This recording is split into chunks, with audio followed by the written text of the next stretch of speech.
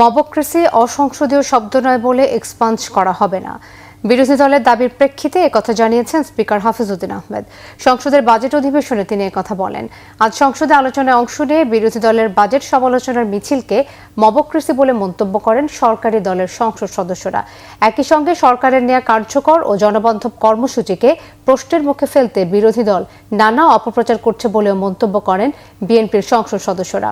এ সময় বিরোধী দলের সদস্যরা মবক্রেসি শব্দটি এক্সপাঞ্জ করার দাবি জানান, তবে শব্দটি অসংশোধনীয় নয় এবং রাজনীতিতে চলমান মন্তব্য করেন স্পিকার।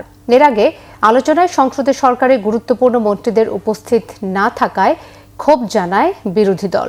পরে চিফ হুইপ বলেন, সবশেষে অর্থনীতির বিষয়ে সব প্রশ্নের উত্তর দেবেন অর্থমন্ত্রী।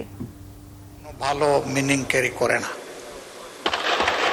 ডেফিনেটলি এটা একটা অবজেকশনেবল শব্দ এবং আমার ধারণা তিনি খেয়াল করলে এটা বলতেন না, বেখেয়ালে বলে ফেলেছে। কারণ এই ধরনের বাজেটের প্রতিক্রিয়া আমরাই করি নাই প্রথম। এর আগে সেভারেল টাইমস আমরাও করেছি, বিএনপিও করেছে, অনেকেই করেছে। তাইলে কি সব কিছুই মবক্রেসি ছিল? আমার মনে হয় যে এই শব্দটা এখানে বেমানান এবং এটা এক্সপান্স করাই উচিত। ধন্যবাদ আপনাকে। মাননীয় সদস্য, মবক্রেসি এখন একটা কমন টার্ম হয়েছে, সবার বক্তৃতাতেই এটা শোনা যায়। তো এটা কোনো অশ্লীল শব্দ না। মবক্রেসি এটা অসংসদীয় কোনো কিছু বলে আমি মনে করি না।